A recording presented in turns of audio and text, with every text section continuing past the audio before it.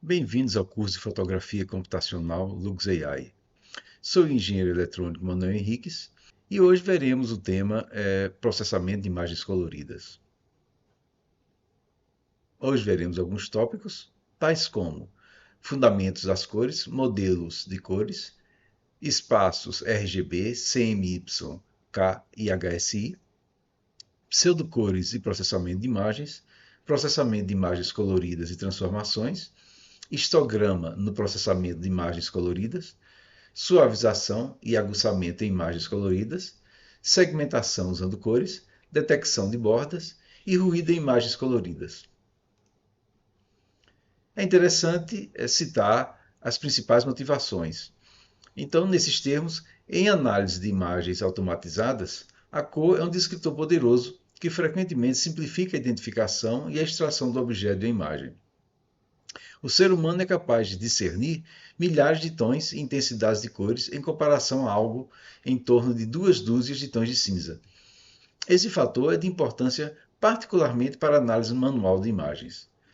Há duas áreas principais: cores reais, relacionadas a imagens adquiridas com sensor de cores reais, como câmeras digitais ou scanners, e pseudocores, relacionadas à atribuição de um tom de cor para cada uma intensidade monocromática particular ou a uma variação de intensidades.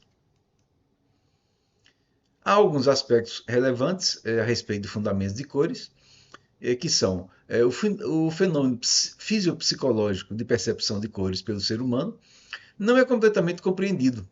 Porém, a natureza física das cores pode ser explicada formalmente.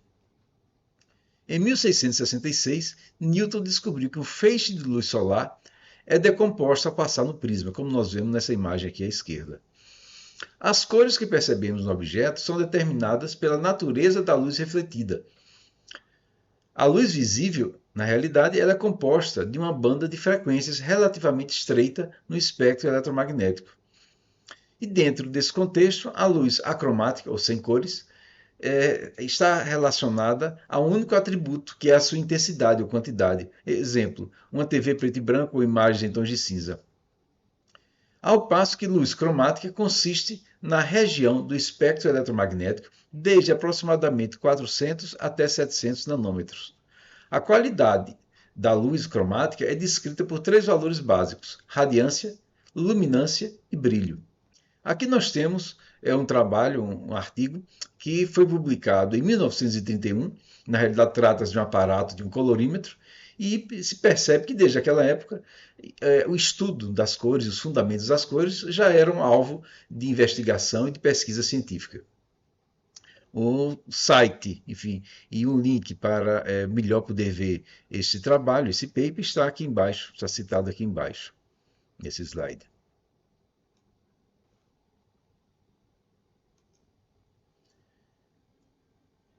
Em termos de fundamentos de cores, é importante ressaltar 3 aspectos fundamentais, realmente.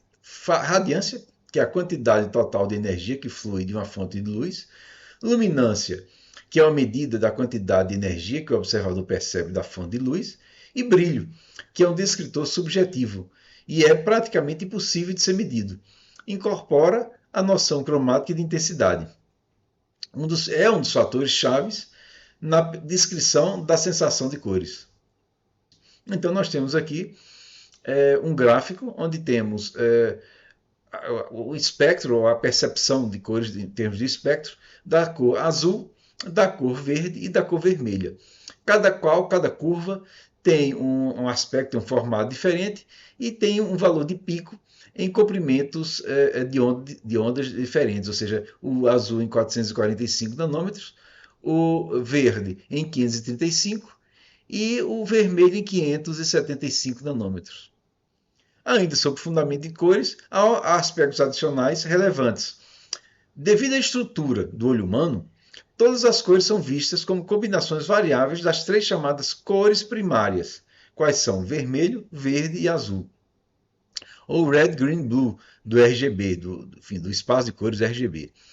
A comissão, conhecida por CIE, que é a Comissão Internacional sobre Iluminação, designou os comprimentos de onda B de blue 435,8 nanômetros, G de green 546,1 nanômetros e R do vermelho, de red, 700 nanômetros.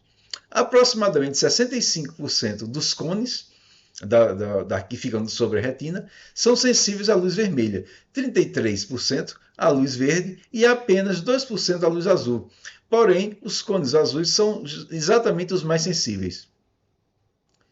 Nenhuma cor isolada pode ser chamada de vermelha, de verde ou azul. Haver 3 comprimentos de onda de cores específicas para o propósito de padronização não significa que esses 3 componentes fixos, agindo sozinhos, possam gerar todo o espectro de cores. Essa é uma observação muito importante. E aqui, mais uma vez, temos aqui o gráfico mostrando as curvas em termos de percepção de cores para a tonalidade azul, verde e vermelha, com os picos em termos do comprimento de onda, enfim, assumindo esses valores de 445 nanômetros, 535 nanômetros e 575 nanômetros, respectivamente, para o azul, o verde e o vermelho. As cores primárias, ainda dentro do contexto de fundamentos de cores, podem ser adicionadas para produzir as cores secundárias, magenta, ciano e amarelo. A mistura das 3 cores primárias, ou uma secundária com sua primária oposta, em intensidades corretas, produz a luz branca. E aqui nós temos um exemplo do modelo aditivo, onde nós temos aqui as cores primárias, vermelho, azul e verde, e temos a combinação entre elas. E a combinação de todas resulta na tonalidade, enfim, na cor branca. Cor primária de pigmentos ou corantes, que estão relacionados ao modelo subtrativo, é definida como sendo aquela que subtrai ou absorve uma cor primária da luz e reflete ou transmite as outras duas. Então aqui nós temos também um exemplo, porém, do modelo subtrativo, como nós podemos ver aqui. Ainda dentro dos fundamentos de cores, nós temos aqui à esquerda uma imagem com feixe de cores emitidas dentro do modelo aditivo. E à direita, nós temos o princípio de cores em termos de cores refletidas, levando em consideração o modelo subtrativo. Aqui temos em cada imagem, na parte baixa, aqui, enfim, nesse ponto aqui, dentro de fundamento de cores, nós temos aqui na imagem à esquerda um feixe de cores emitidas que corresponde ao modelo aditivo. E aqui à direita nós temos o modelo subtrativo. Mais abaixo, nessa primeira imagem, nós temos aqui que a soma das cores, enfim, em termos do vermelho, do verde e do azul, produz esse resultado aqui, que a imagem é composta a partir dessas 3 componentes. E aqui, em termos do modelo subtrativo, nós temos aqui o branco, enfim, subtraído do amarelo, subtraído do azul e subtraído do magenta, que produz o efeito final da imagem colorida. Sobre fundamento de cores, também é importante falar sobre as características usadas para distinguir uma cor das outras, que são essas características são o brilho, a matiz e a saturação. O brilho ele incorpora a noção cromática de intensidade. Matiz, por outro lado, é um atributo associado com o comprimento de onda dominante em uma mistura de ondas de luz. Representa a cor dominante como percebida por um observador. Já a saturação refere-se à pureza relativa ou quantidade de luz branca misturada com o matiz. A cromaticidade, por sua vez, ela é definida como a matiz e a saturação quando tomadas juntamente. O diagrama CIE, que nós podemos ver aqui nessa figura aqui ao lado, mais acima, ele codifica a percentagem das primárias usadas para gerar um conjunto de cores. Há também uma forma de representação triestímulo, que tem os valores X, que representa o vermelho, o Y, que representa o verde, e o Z, que representa o azul.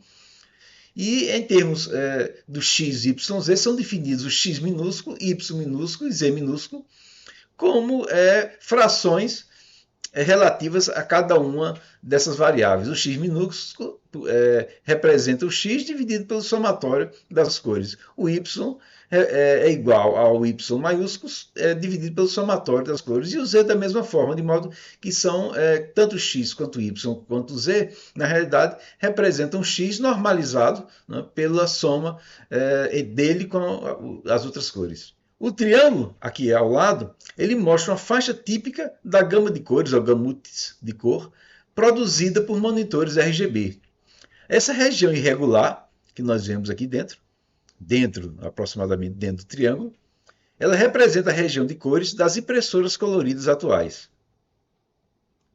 Em termos de modelos de cores, nós temos aqui a representação RGB. Então nós vemos aqui um cubo, onde nós temos aqui diversas arestas, e em cada vértice nós temos uma cor. São cores primárias ou cores secundárias. Em termos de diagonais, nós temos uma diagonal que começa aqui nesse vértice, que representa a cor preta, e que vai até esse vértice aqui, que representa a cor branca. E essa diagonal é chamada de uma diagonal de escala de cinza. Esse padrão, né, RGB, dentro dessa representação de cubo de cores, ele é utilizado na maioria das vezes em modelos orientados para hardwares, como monitores coloridos e câmeras de vídeo.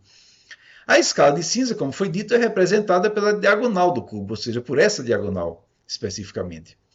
A quantificação determina a profundidade da cor, ou seja, o color depth.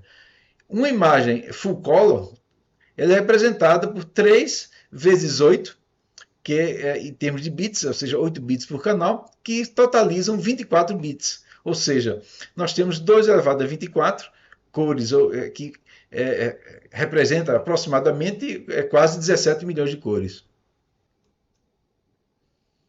A partir do cubo de cores, que vimos há pouco, é apresentado aqui o processo de geração da imagem através de uma seção cruzada por um plano 127 G e B, ou seja, aqui nesse caso nós temos o valor vermelho igual a 127, ou seja, foi uma seção cruzada onde R é igual a 127 e G e B variam ao longo dessa seção, ao longo desse plano, que é justamente paralelo aos planos G e B e com R igual a 127.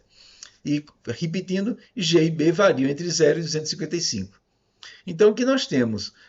A componente em vermelho, 127, que é de uma tonalidade única, em termos de tons de cinza. Nós temos aqui o verde e nós temos aqui o azul. E essas três componentes passando aqui pelo monitor colorido produzem esse efeito aqui RGB, dessa cor. As componentes RGB desse plano são as entradas do bloco que representa o monitor, que as combina para gerar a imagem, como foi dito. Ou seja, nós temos esse bloco e temos as componentes aqui que representam a entrada desse bloco. E na figura mais abaixo, essa daqui, temos as faces ocultas do cubo, que nós vimos ainda há pouco no slide anterior. Para o R igual a 0, ou seja, essa primeira imagem aqui representa a face para R igual a 0. Essa aqui para G igual a 0 e essa última aqui para B igual a 0, em termos da apresentação em termos de eixos cartesianos.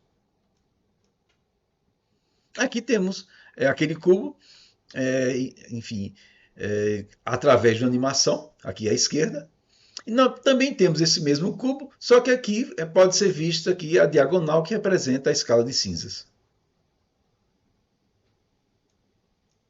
Devido às capacidades diferentes dos monitores, definiu-se um conjunto de cores RGB seguras, ou Safe RGB Colors, em função da variedade de sistemas em uso atualmente, de modo que é de considerável interesse ter um subconjunto de cores que provavelmente serão reproduzidas de maneira fiel, de maneira razoável, ao longo de todos os equipamentos, todos os monitores que existem. Aqui nós temos que para cada componente, para cada canal, né, RGB, nós temos aqui 6 variações. Então temos 6 para o vermelho, 6 para o verde e 6 para o azul. Isso vai resultar em 6 vezes 6 vezes 6, ou seja, 6 ao cubo, que serão 216 cores. Ou seja, nós temos aqui, nessa representação, nessa imagem aqui abaixo, nós temos a representação em termos de 6 blocos com 36 cores. E aqui acima nós temos um cubo também com as 216 cores diante dessa representação. Aqui temos o exemplo das componentes R, G e B e da imagem apresentada em escala de cinza. Então nós temos aqui essa águia, que está em RGB, e nós temos as componentes relativas a essa imagem colorida. Nós temos aqui o R, nós temos aqui o G e o B, todos eles em escala de cinza. Agora vamos falar em termos dos modelos de cores CMY e CMYK. O CMY representa o ciano, magenta e yellow, ou seja, a cor ciano, magenta e amarela. O espaço de cores primárias ou secundárias associado a pigmentos e utilizado em impressoras, ou seja, esse tipo de modelo ele está basicamente associado a pigmentos e é utilizado em impressoras. O preto, por sua vez, ele é difícil de ser obtido. O espaço de cores CMY é subtrativo. O branco está dentro das coordenadas 0, 0, 0 e o preto está em 1, 1 em 1. Já o modelo de cor CMYK, ou seja, com a inclusão do K, é uma extensão do modelo CMY por adição do preto, do black.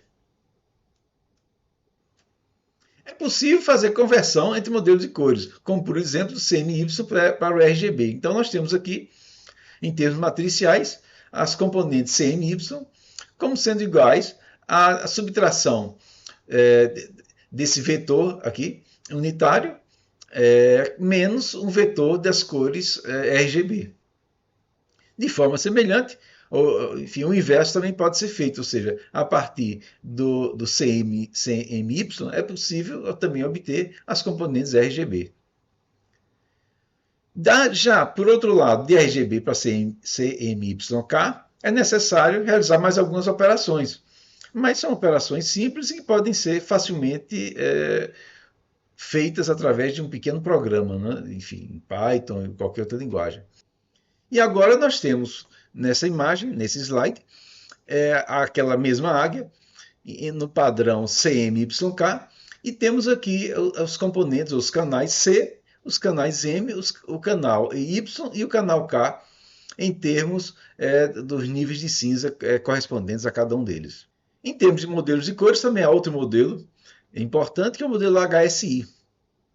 Modelos como RGB e CMY não são, na realidade, adequados para se descrever cores do ponto de vista do sistema visual humano. Isso é um fato importante. O modelo HSI separa a informação de intensidade das informações cromáticas. O relacionamento entre os modelos HSI e RGB pode ser visto abaixo. Rotacionando o plano ao redor do eixo de intensidade, obtemos o modelo HSI. Então nós temos aqui aquele cubo de cores, vemos que ele está aqui, digamos, apoiado, né, nesse eixo aqui de intensidades, do preto até o branco. E como resultado dessa conversão do modelo HSI, nós temos que o H está relacionado ao RHU, ou seja, o atributo de cor. O S, a saturação, ou seja, a pureza da cor, e o I está relacionado ao brilho, a noção acromática de intensidade. Aqui nós temos uma seção, na realidade um triângulo, dentro desse modelo RGB, apoiado em 3 vértices, né? no preto, no branco e no cian. Na realidade, enfim, essa reta, esse segmento de reta do diagonal do preto até o branco, representa justamente aquela diagonal cinza que já foi mencionada aqui. Então, essa é uma concepção geométrica que relaciona o modelo RGB ao modelo HSI. Aqui temos a apresentação do modelo de cores HSI através de planos que contêm triângulos, hexágonos e círculos, como nós podemos ver aqui nessa figura aqui em termos bidimensionais. Então aqui nós temos um triângulo, nós temos aqui um hexágono e nós temos aqui um círculo. Observar o ângulo H, ou seja, o H é dado em termos de um ângulo, é o RHU. A saturação está em termos dessa distância aqui, que nós podemos ver aqui nessa imagem, ou também ver nessa daqui, ou seja, aqui também temos um S e temos um H. né? E temos a intensidade. E a intensidade ela pode ser vista nessa figura ao lado, em termos tridimensionais, que, enfim, que bidimensionalmente nós vemos aqui uma circunferência mais abaixo, outra mais acima, e aqui um triângulo mais abaixo, outro mais acima. E a intensidade ela está aqui em termos da altura, ou representada pela altura, referente a essa visão tridimensional desse modelo. Outro aspecto importante de mencionar é que o ângulo H ele está sempre relacionado ao vermelho, ou seja, nós vemos aqui tanto aqui nessa primeira imagem aqui, no red, nós vemos nessa aqui também desse hexágono, e nós vemos também aqui na circunferência além do triângulo. Ou seja, o H está sempre relacionado a esse ângulo de abertura em relação ao vermelho, quer seja nessa representação através de triângulos, através de um círculo ou através de um hexágono. E o I é justamente essa intensidade que pode ser vista através dessa perspectiva tridimensional que nós temos aqui à direita, tanto em termos de triângulos quanto em termos de circunferências. Finalmente, nós temos aqui uma animação que é o exemplo em 3D da relação entre o cubo de cores RGB e as cores correspondentes no espaço HSI. Então, nós temos um paralelepípedo aqui dentro desse cubo de cores RGB e nós vemos a projeção desse paralelepípedo sobre esse plano. Então, isso aqui nos dá tanto a intensidade, quanto o RU, quanto a matiz, quanto a saturação relativas, enfim, a cada um desses parâmetros que compõem o modelo HSI. Também é possível realizar uma conversão do RGB, do modelo RGB, para o modelo HSI. Nesse caso, é importante considerar que os valores de RGB e HSI estão normalizados no intervalo entre 0 e 1. Em termos dessa conversão, primeiro é extraído o parâmetro H, o parâmetro de matiz, o parâmetro de cor. Então, ele será igual a θ se B for menor ou igual a G. E será igual a 360 graus menos θ se B for maior que G, onde θ é o arco cosseno dessa expressão que nós vemos aqui à direita. Já o S, o parâmetro S, é o canal S, ele vai ser igual a essa expressão onde nós temos aqui 1 menos 3 vezes esse valor mínimo aqui sobre RGB dividido pela soma entre R mais G mais B. E, finalmente, o parâmetro, o canal de intensidade, é 1/3 da soma de R, G e B. Ainda sobre a conversão HSI e RGB, ou seja, uma conversão oposta, ou seja, nós temos o modelo HSI e queremos converter para o RGB, também vamos assumir que os valores de RGB, também HSI, estão normalizados entre 0 e 1. É importante sempre ter em mente que esses valores são normalizados entre 0 e 1, porque cada canal está normalmente associado a 256 tonalidades de cinza, ou seja, entre 0 e 255. A conversão, então, será processada em um dos 3 casos seguintes. No primeiro caso, nós temos o setor RG, ou seja, o valor do RU, desse ângulo, que é, como já falei, relativo, né, ao vermelho, ele está entre 0 grau e 120 graus. Então, nesse caso, nós temos essas 3 expressões, que a partir delas é possível obter B, R e G. No segundo caso, o caso 2, é importante considerar que se trata do setor GB, ou seja, nós temos um H maior ou igual a 120 graus e menor ou igual a 240 graus. Então, inicialmente, é feita essa operação aqui, H igual a H menos 120, e de forma sucessiva os parâmetros R, G e B são calculados através dessas expressões matemáticas. Se for o caso, evidentemente, podemos ver aqui que no setor BR, ou seja, com H entre 240 graus e 360, as operações serão feitas, enfim, nessa ordem. Primeiro, o H ele é subtraído de 240 graus, depois nós temos o cálculo dos parâmetros G, do parâmetro B e do parâmetro R a partir das expressões que nós vemos aqui. Aqui nós temos, nesse slide, a imagem do cubo colorido, como vemos aqui em cima, convertida nas componentes matiz, hue, saturação e intensidade, no modelo HSI.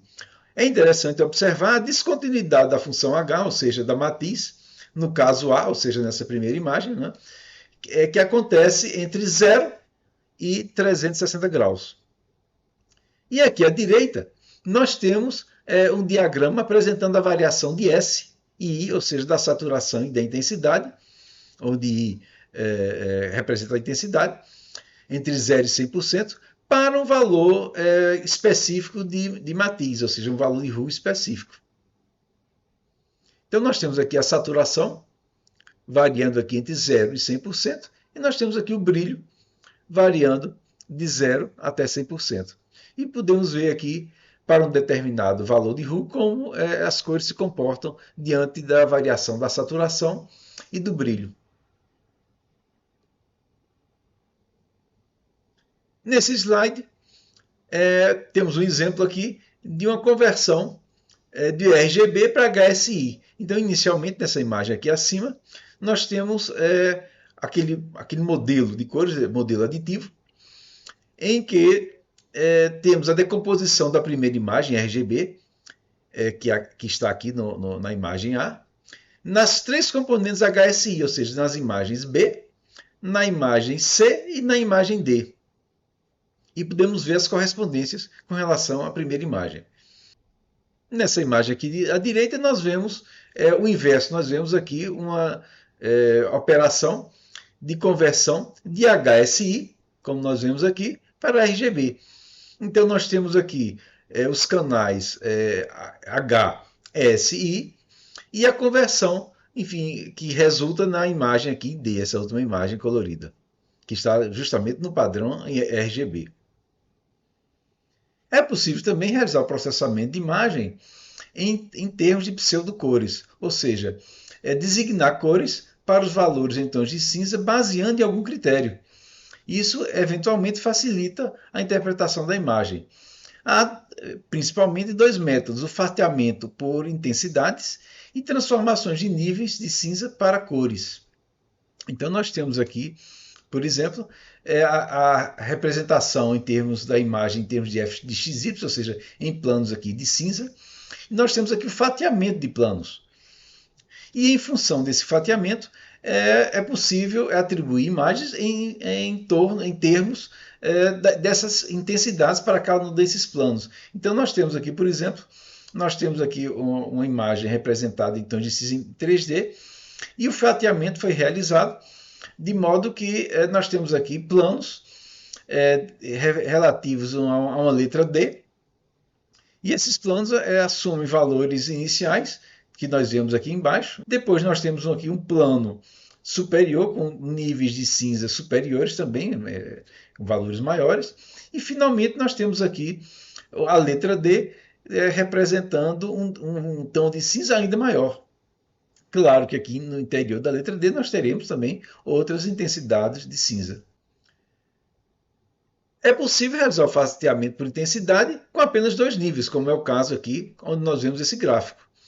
É importante observar que a partir do limiar de cinza, esse aqui, II, no eixo das abscissas, a cor C1 será substituída pela cor C2, conforme esse gráfico está representando.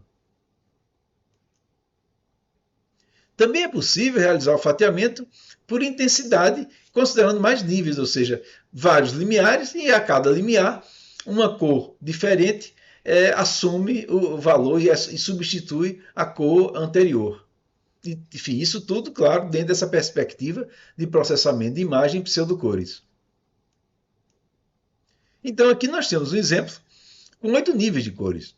Nós temos uma imagem de uma tireoide que foi fatiada em 8 cores em função dos limiares de cinza.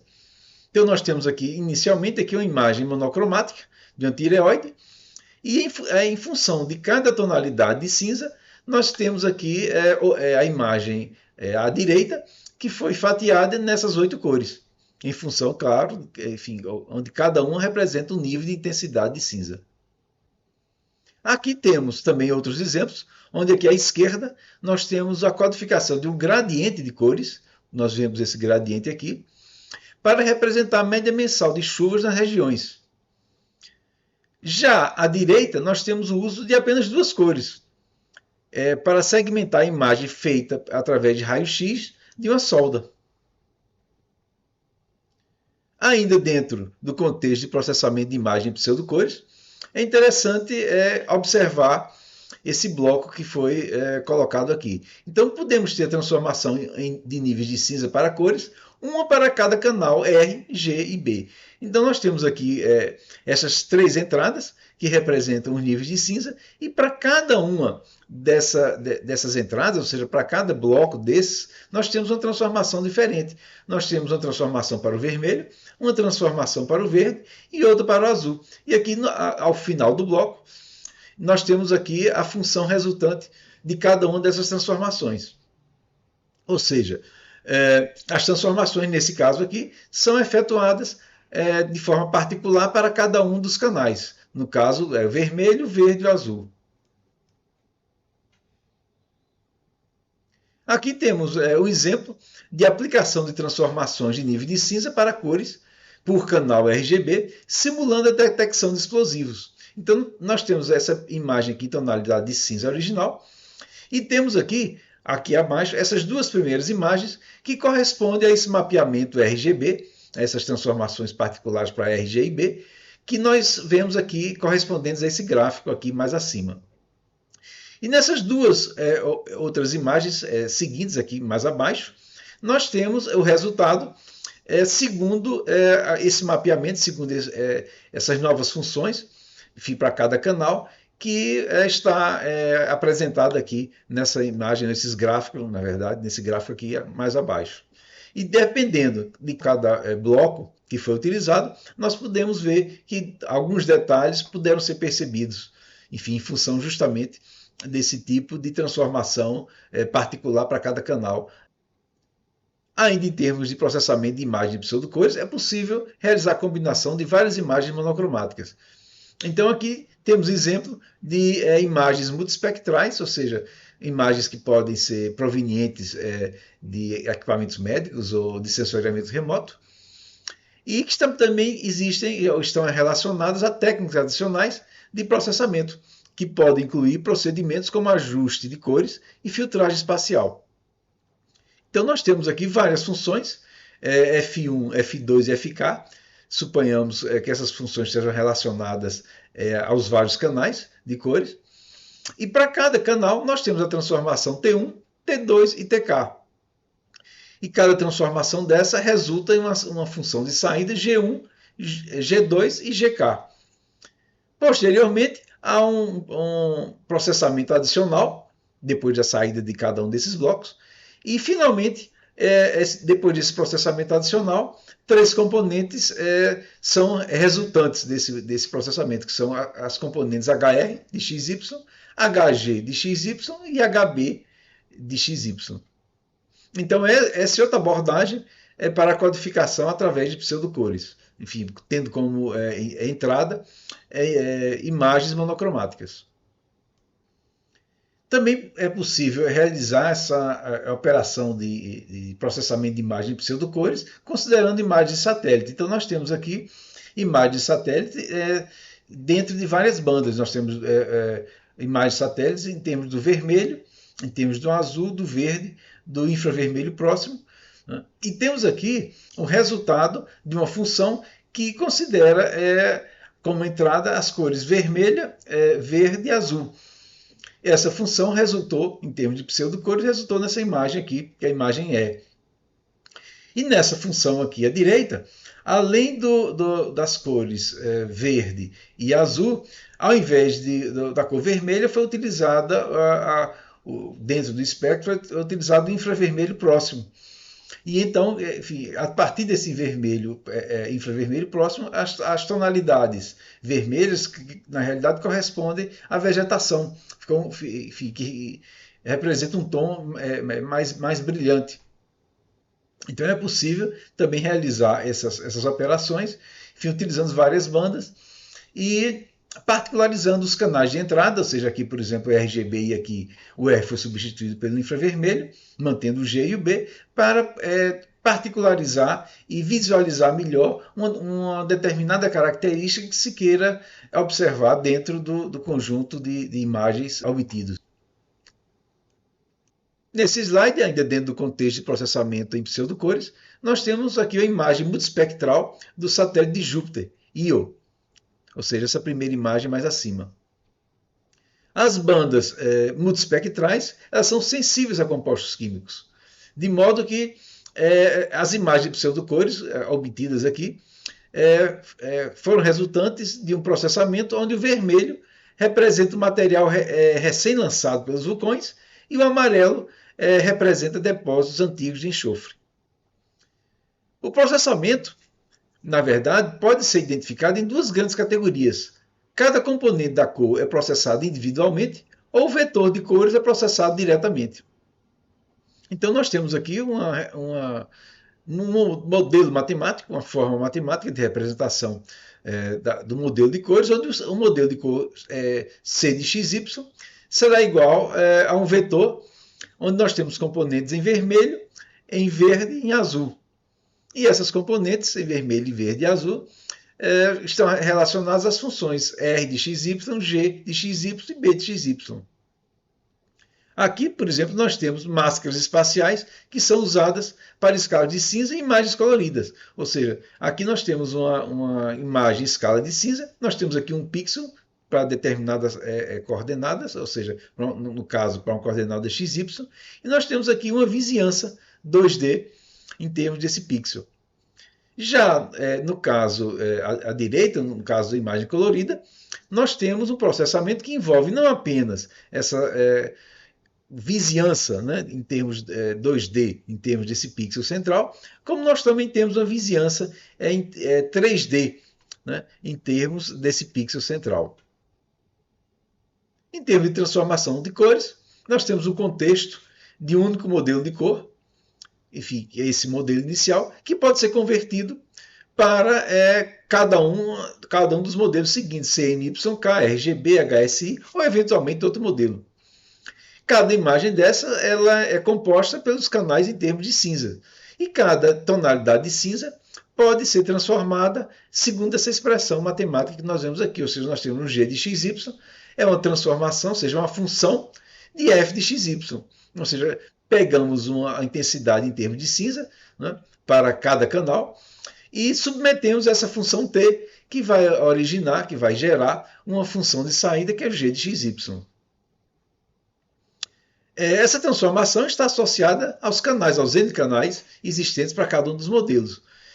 Ou seja, se nós temos uma função de saída, uma função de transformação SI, ela será igual a um TI, ou seja, é uma função TI, sobre os argumentos, sobre as entradas R1, R2 até Rn, ou seja, sobre essas N canais de entrada, N canais de níveis de cinza, com I variando de 1 até N. Para os modelos RGB, HSI e CMY, N será igual a 3. Contudo, para o modelo CMYK, o N será igual a 4.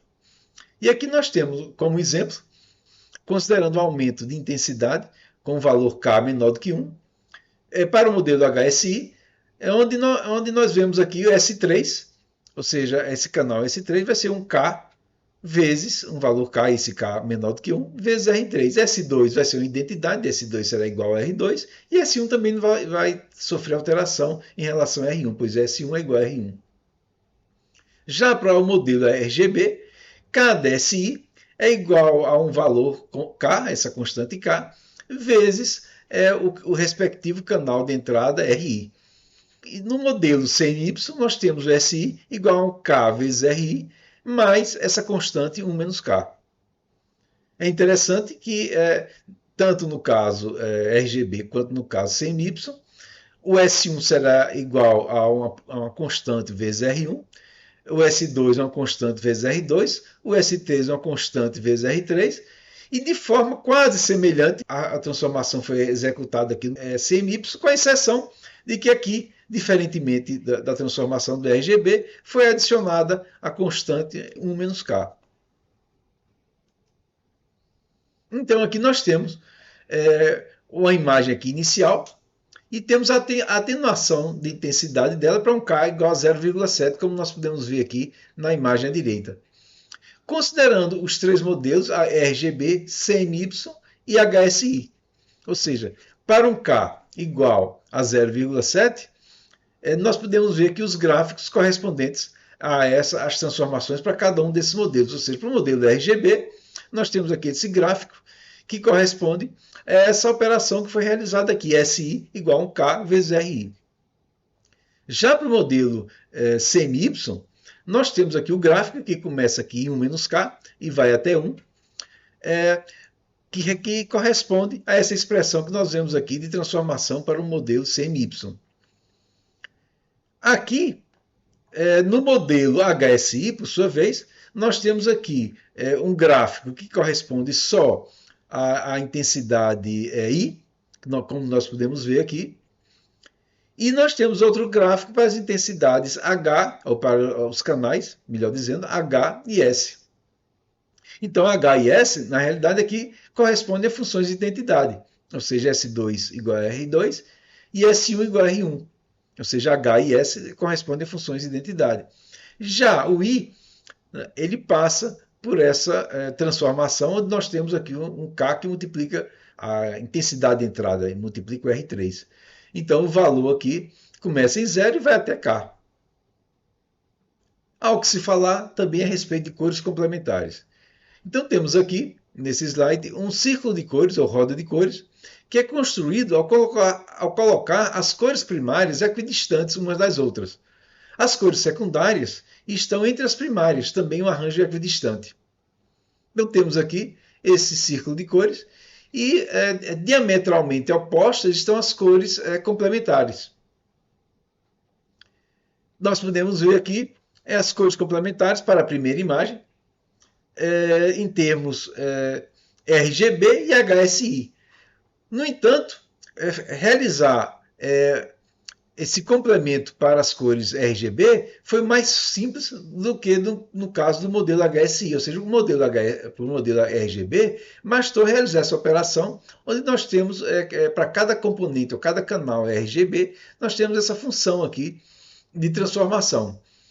No entanto, para o modelo HSI, que é mais complexo, foi necessário realizar uma operação matemática diferente para cada canal. Ou seja, nós vemos a operação de transformação aqui, e o gráfico dela para a componente H.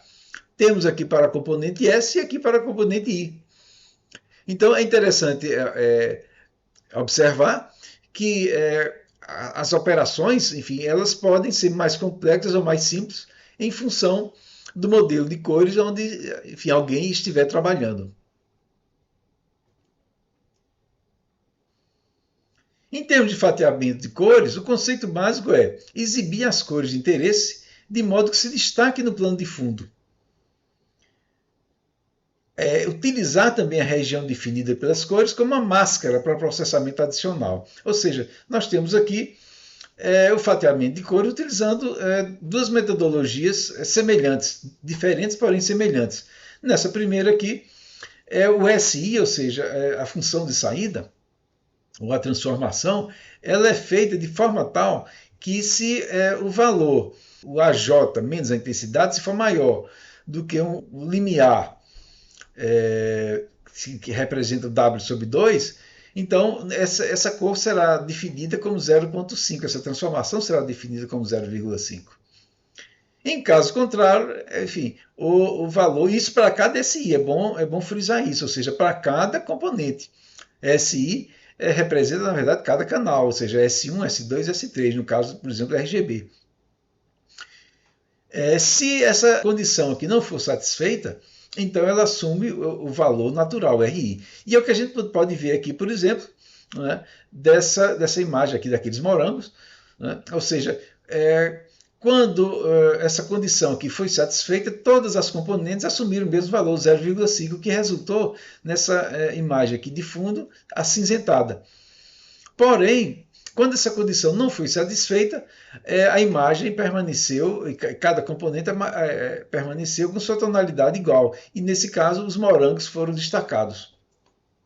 Nesse outro caso, Um procedimento, uma metodologia semelhante foi utilizada, porém em termos radiais, ou seja, quando a intensidade RJ para cada J, né, J variando de 1 a N, né, para cada RJ, essa diferença ela foi superior a um valor radial ao quadrado, ou seja, quando essa métrica, diferente da métrica anterior, né, quando essa métrica foi utilizada, né, os níveis de cinza foram todos para cada canal, foram iguais a 0,5.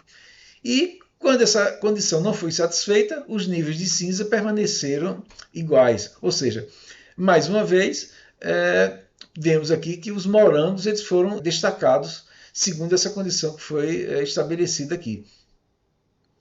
Então, enfim, as transformações de fatiamento de cor que detectam tons de vermelho dentro de um cubo RGB de largura W centrado em 0,6, 0,1 e 0,19, que representa essa imagem aqui e essa condição aqui.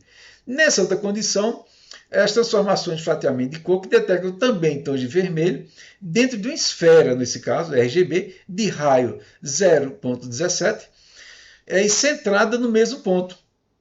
Os pixels fora do cubo, né, e da esfera foram substituídos pelas tonalidades 0,5, 0,5, 0,5. Ou seja, fora das tonalidades em vermelho, né, nós temos aqui as tonalidades cinza. Cada uma delas correspondente aos valores de 0,5, 0,5, 0,5. É possível também realizar uma equalização do histograma de intensidade seguido do aumento da saturação, ou seja, dentro do espaço HSI no caso. Então temos aqui um aumento do contraste, uma vez tendo sido feita a equalização, ou seja, essa imagem aqui é a imagem original, temos aqui a próxima imagem aqui abaixo que representa a equalização, e após a equalização foi feito um aumento da saturação dentro do espaço HSI, como pode ser visto aqui. Aqui a saturação ela foi aumentada, de modo a que alguns detalhes que haviam sido perdidos, como a vivacidade das cores do óleo e do vinagre, elas pudessem ser recuperadas a partir dessa operação que foi realizada. Também é possível realizar suavização em imagens coloridas. Então nós temos aqui uma função C barra de xy, que vai ser igual a um valor médio, a 1 sobre K, sobre toda uma região de pontos de coordenadas ST dentro dessa região S de XY. Ou seja, para cada componente, enfim, dentro do espaço de cores, RGB, nesse caso aqui em especial, é possível obter uma média em termos das componentes em vermelho. O mesmo procedimento foi tomado para o canal das componentes G, o mesmo procedimento para os pixels em azul. Ou seja, foram tomadas as médias para todos os pixels, enfim, do canal em vermelho, verde e azul. E aqui nós temos, enfim, a suavização em termos dessa imagem, desse exemplo que está colocado aqui. É interessante observar a equivalência entre a média vetorial e a média calculada para cada um dos canais RGB. SXY, como foi dito, representa o conjunto de coordenadas que define a vizinhança centrada em XY. Aqui temos a suavização em imagens coloridas, porém em termos dos canais HSI relativos à imagem anterior. Aqui podemos realizar uma comparação entre os resultados. Inicialmente em A, nós temos a suavização sobre os canais separados em RGB. E aqui, a seguir, nós temos a suavização apenas sobre o canal I do espaço HSI. Finalmente, foi realizada a diferença entre as imagens depois da conversão de HSI para RGB, que representa essa tonalidade aqui em cinza, e onde poucos detalhes, enfim, podem ser percebidos, dada a semelhança entre os dois processos realizados, apesar de terem sido feitos em espaços de cores diferentes. Também é possível realizar o aguçamento de imagem colorida. Então, o aguçamento sobre canais separados em RGB pode ser visto na figura em A. E o aguçamento apenas sobre o canal I do espaço HSI pode ser visto aqui na imagem B. E novamente podemos ver a diferença entre as imagens depois da conversão de HSI para RGB. Ou seja, foi feita a conversão e depois foi feita a diferença. E nós podemos ver que existe realmente uma silhueta, alguma diferença, mas não é nada tão apreciável. E aqui nós temos a expressão que reflete o aguçamento, que é o Laplaciano, que foi tomado sobre cada um dos canais. É possível realizar segmentação usando cores e algumas considerações são importantes, tais como a segmentação, na realidade, é um processo que divide uma imagem em regiões.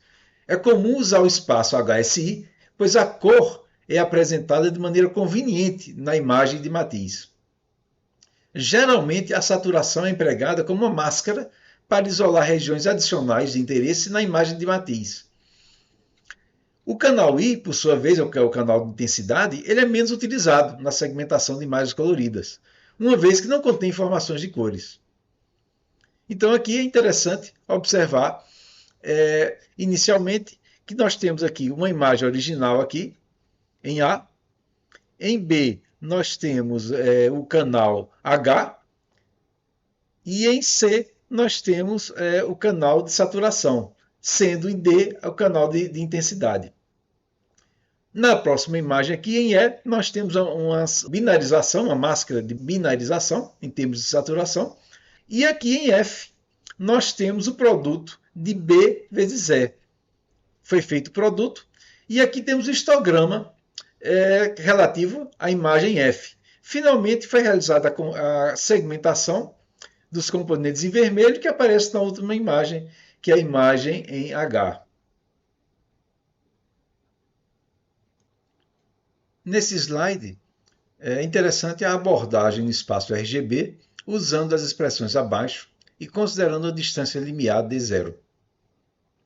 Inicialmente, nós temos aqui a distância euclidiana, que é definida em termos do módulo de um ponto Z até um ponto fixo A, que seria um ponto central.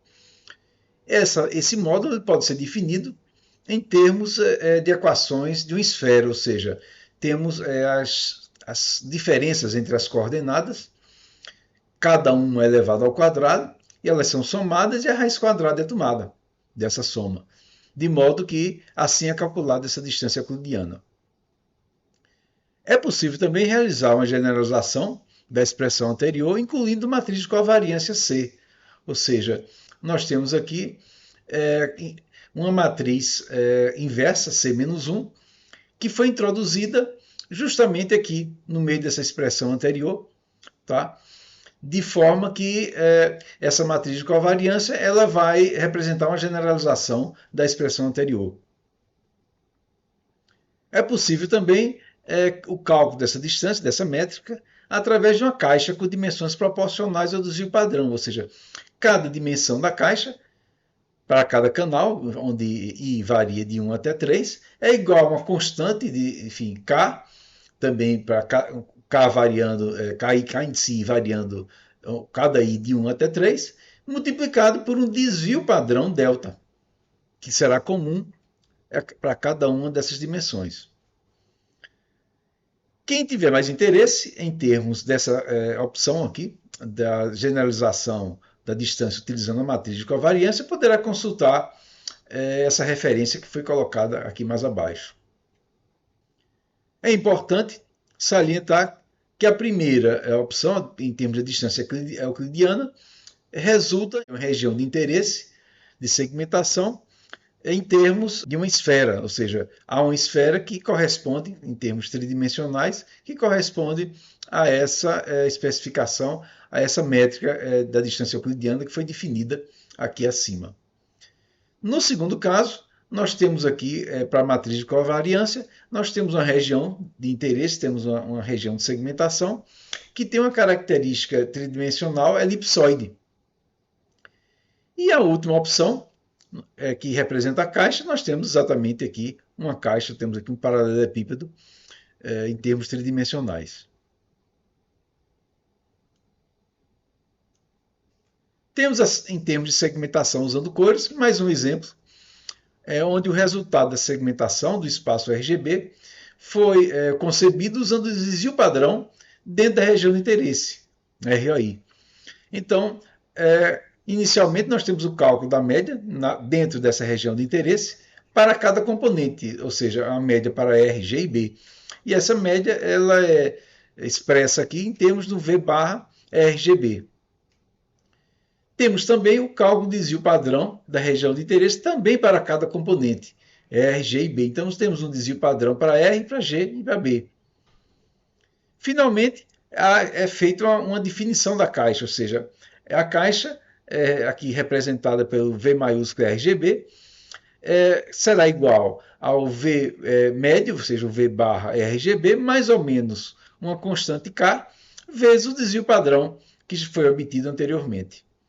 E, finalmente, através da aplicação dessa definição, nós temos aqui uma segmentação em termos da imagem original.